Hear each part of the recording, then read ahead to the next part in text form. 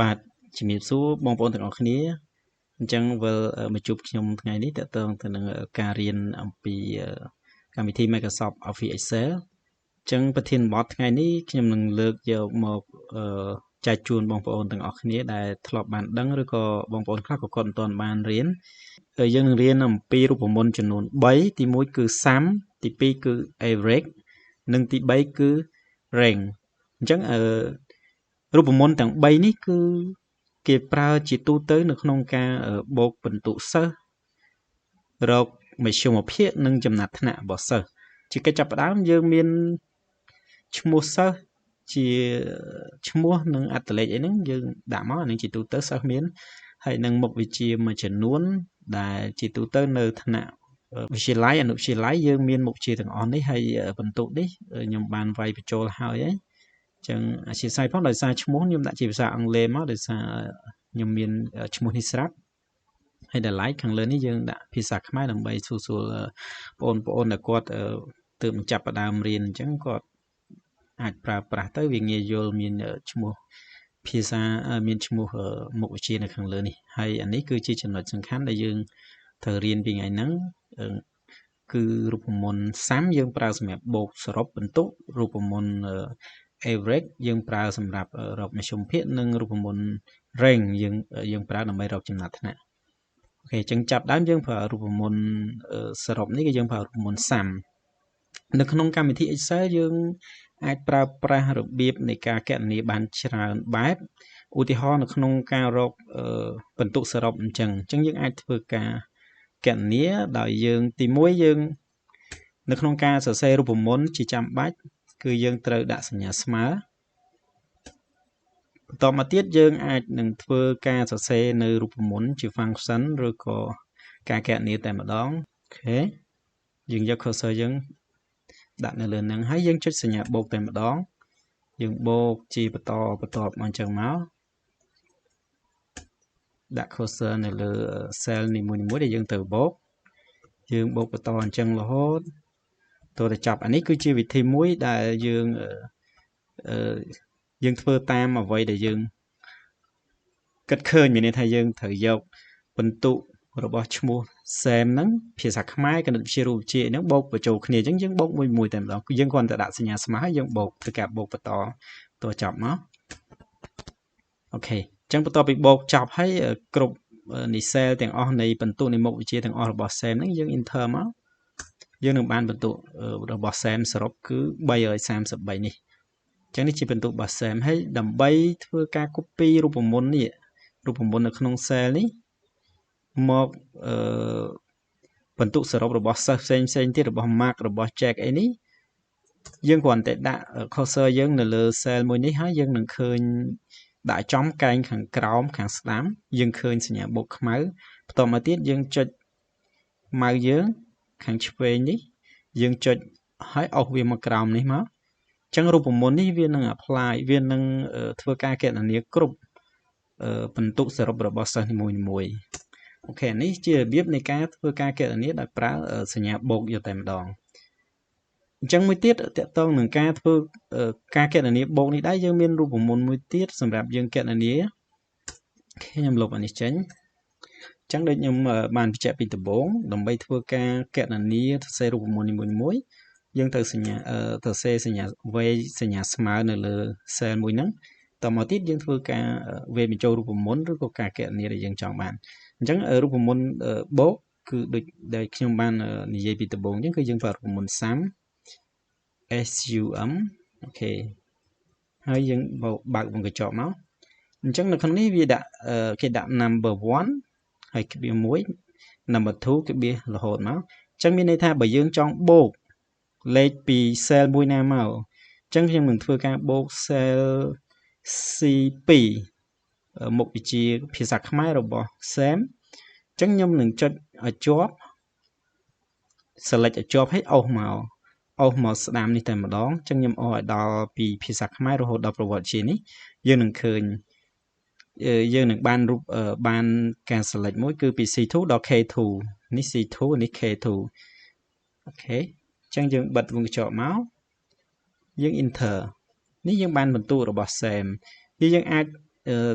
chất khángក្រោមខាងស្ដាំនេះយើងអស់មកគឺរូបមន្តនេះគឺមានការកណនាដូចគ្នានឹងការដែលយើងវាយសញ្ញាបូកនៃសេនីមួយៗបាញ់មិញខ្ញុំខ្ញុំចុច select នេះខ្ញុំលុបចេញខ្ញុំ select ពី cell មួយនេះខ្ញុំអស់រហូតមកដល់ cell K2 ពី C2 មកដល់ K2 អញ្ចឹងអានេះខ្ញុំអស់មកអញ្ចឹងយើងក៏អាចវាយបញ្ចូលបានដែរយើងគ្រាន់តែវាយ C2 ហើយសញ្ញាចុច2នេះមកជាភាសាអង់គ្លេសមកដល់ K2 អូខេអញ្ចឹងវានឹងធ្វើការ select មកដូចគ្នាដែលខ្ញុំបានធ្វើអំបញ្ញមិញហ្នឹងអញ្ចឹងយើង enter មកយើងបានរូបមន្តដូចគ្នាមួយទៀតនៅក្នុងកម្មវិធី Microsoft Office Excel យើងមានជា shortcut ជា tool ដើម្បីធ្វើការឲ្យបានលឿនដែរអញ្ចឹងមិញនេះយើងវាយរូបមន្តចូលឥឡូវនេះខ្ញុំមានវិធីមួយទៀតដែលយើងអាចធ្វើការបូកបន្ទុករបស់សិស្សនឹងបានយើងគ្រាន់តែដាក់ cell យើងនៅទីនេះដាក់ cursor សំទោសដាក់ cursor យើងនៅចំចំណុចដែលយើងត្រូវការកណនាបូកនេះហើយយើងចូលមក home យើងមើលនៅខាងស្ដាំដៃនេះគេដាក់ថា auto sum មានន័យថារូបមន្តយើងចុចទៅលើប៊ូតុងមួយនេះវានឹងធ្វើការកណនាផលបូកឲ្យautomatic តែម្ដងអញ្ចឹងខ្ញុំចុចណាអូខេនៅពេលដែលខ្ញុំចុចវានឹងស្វែងរកខ្លួនឯងថាតើauto sum នេះនឹងធ្វើការបូកពីណាទៅណាដោយសារទិន្នន័យដែលយើងមានគឺនៅខាងឆ្វេងដៃហើយអញ្ចឹងវានឹងធ្វើការបូកអូខេនៅពេលដែលយើងចុច auto sum មកនៅក្នុង cell មួយនេះនឹងបង្ហាញដូចដែលយើងធ្វើខាងដើមនេះអូខេគឺបានដូចគ្នាអូខេអញ្ចឹងតកតងនឹងការធ្វើរូបមន្ត sum ប៉ុណ្ណេះអូខេអញ្ចឹងយើងបន្ទាប់ពីយើងធ្វើការកណនាផលបូកមកយើងដល់រូបមន្តមួយទៀតគឺយើងនឹងធ្វើការកណនារកមធ្យមភាពហ្នឹងគឺយើងនឹងរកមធ្យមភាពរបស់សិស្សម្នាក់ៗអញ្ចឹងយើងគ្រាន់តែសេសញ្ញាស្មើ average យើងបើកវងកញ្ចក់មកអញ្ចឹងយើងចង់រក average របស់សិស្សនីមួយៗអញ្ចឹងមានន័យថាយើងនឹងរកមធ្យមភាពរបស់សិស្សម្នាក់ៗអញ្ចឹងអូខេអញ្ចឹងយើងសរសេរពី average មកយើងធ្វើការអស់អញ្ចឹងមកដូចគ្នាយើងអាចវាយពី C2 ដល់0.2ហើយការ 2ក៏បានដែរអញ្ចឹងយើងបិទវងកញ្ចក់អញ្ចឹងយើងនឹងធ្វើការគណនាមធ្យមភាពបន្ទុករបស់ SAM អូខេអញ្ចឹងមធ្យមភាពរបស់ SAM គ្រប់មុខវិជ្ជានេះគិតជាមធ្យមគឺ37អញ្ចឹងយើងអាច apply ឬយើងអាច copy រូបមន្តហ្នឹងមកគ្រប់ cell របស់សិស្សម្នាក់ៗអូខេអញ្ចឹងយើងនឹងបានមធ្យមភាពរបស់សិស្សម្នាក់ៗឯងអញ្ចឹងវិធីនេះយើងអាចវាយបញ្ចូលក៏បានដែរដូចខ្ញុំបានបញ្ជាក់អញ្ចឹងមកដល់រូបមន្តមួយទៀតគឺរូបមន្តរកចំណាត់ថ្នាក់គឺយើងវាយសញ្ញាស្មើយើងប្រើពាក្យ rank មធ្យមចំណាត់ថ្នាក់អញ្ចឹងនៅក្នុងនេះនៅពេលដែលយើងវាយពាក្យ rank បើកវងកញ្ចក់យើងនឹងចេញពាក្យcriteria ដែលឲ្យយើងវាយបញ្ចូលគឺមួយតទៅនឹង number អញ្ចឹងយើងចង់រកចំណាត់ថ្នាក់របស់លេខមួយណាអញ្ចឹងគឺយើងចង់រកចំណាត់ថ្នាក់ដោយសារនេះចំណាត់ថ្នាក់របស់ SAM អញ្ចឹងយើងច្បាស់ជាយកបន្ទុករបស់ SAM ទៅប្រៀបធៀបជាមួយនឹងបន្ទុកគឺបន្ទុករបស់សិស្សទាំងអស់អូខេអញ្ចឹង rank number គឺយើងចង់រក rank បន្ទុកមធ្យមភាពរបស់ SAM យើងអាចរកទៅលើមធ្យមភាពក៏បានទៅលើបន្ទុកសរុបក៏បានអញ្ចឹង number គឺមធ្យមភាពរបស់ SAM អូខេក្បៀសមួយមក reference មានន័យថាតើយើងរកចំណាត់ថ្នាក់របស់ SAM ហ្នឹងនៅក្នុងចំណោមតួលេខណាគឺយើងរកចំណាត់ថ្នាក់របស់ SAM ហ្នឹងនៅក្នុងចំណោមបន្ទុកជាមធ្យមភាពរបស់សិស្សទាំងអស់គ្នាអូខេយើងអស់ចឹងមកបន្ទាប់មកទៀតវានឹងឲ្យយើងបង្ហាញថាតើយើងនឹងផ្ដល់ចំណាត់ថ្នាក់ពីបន្ទុកជាមធ្យមធំឲ្យលេខ1ឬក៏តូចឲ្យលេខ1 descending និង ascending អញ្ចឹងជាទូទៅយើងប្រើ descending បន្ទុកដែលធំយើងឲ្យលេខ1អញ្ចឹងយើងវាយលេខ0អូខេ តមកទៀតយើង enter អញ្ចឹងយើងនឹងឃើញថា Sam មានចំណាត់ថ្នាក់លេខ26យើងអាចអស់អញ្ចឹងមកដូចអ្វីដែលខ្ញុំបានធ្វើពីខាងដើមប៉ុន្តែយើងនឹងមានការ error មួយចំនួន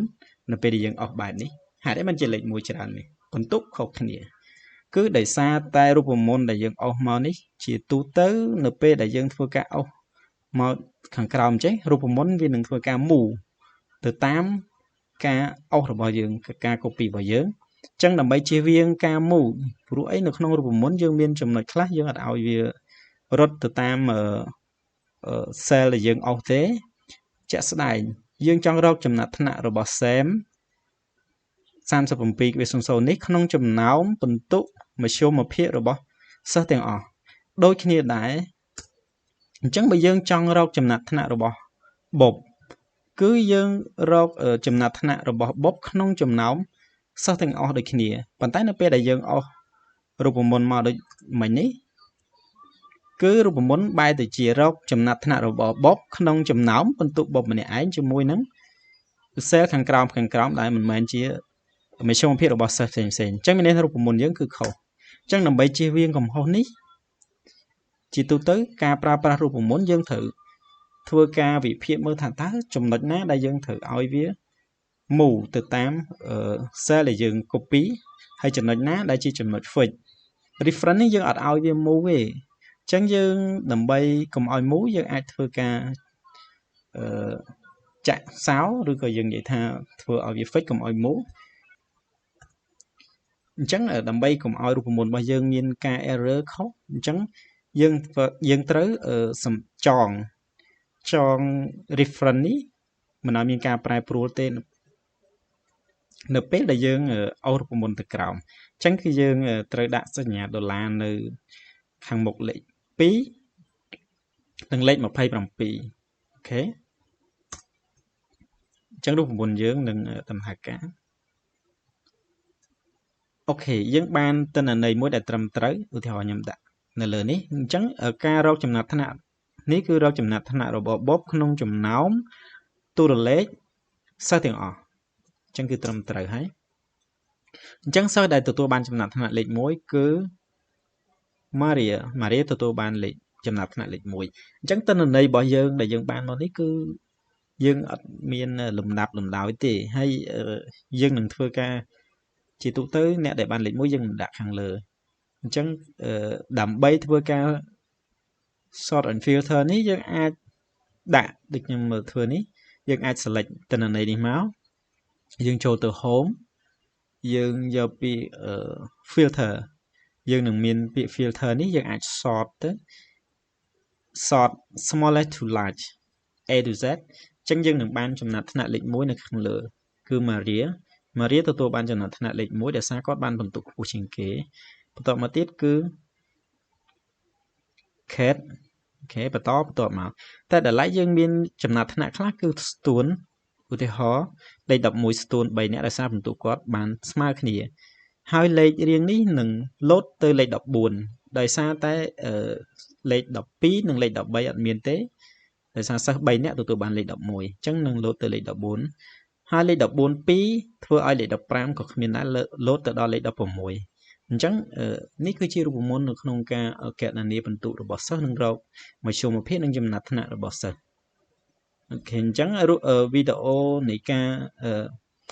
ប្រើប្រាស់រូបមន្ត sum រូបមន្ត average និងរូបមន្ត rank រកចំណាត់ថ្នាក់យើងមានតែប៉ុណ្ណេះអញ្ចឹងខ្ញុំគិតថាបងប្អូនទាំងអស់គ្នានឹងទទួលបានប្រយោជន៍មួយចំនួនពីវីដេអូមួយនេះហើយបើមានចំណុចខ្វះខាតអីសូមមេត្តាអធិស្ឋានហើយបងប្អូនអាចធ្វើការ comment ដើម្បីកែលម្អក៏ដូចជាបងប្អូនចង់បានវីដេអូអំពីចំណុចណាដែលបងប្អូនគិតថាបងប្អូនចង់ចេះចង់ដឹងឬក៏មានប្រយោជន៍សម្រាប់ការងាររបស់បងប្អូនអាច comment នៅខាងក្រោមវីដេអូនេះខ្ញុំបាទនឹងធ្វើវីដេអូពាក់ព័ន្ធទៅនឹងការស្នើសុំរបស់បងប្អូនឲ្យបានគ្រប់គ្នាអញ្ចឹងខ្ញុំសូមអរគុណចំពោះការតាមដានទស្សនារបស់បងប្អូនទាំងអស់គ្នាសូមអរគុណសូមកុំភ្លេច subscribe ហើយនឹងដាក់រូបកណ្ដឹងទាំងអស់គ្នាផងជួយដើម្បីខ្ញុំអាចធ្វើវីដេអូនេះបន្តទៅទៀតបាទសូមអរគុណ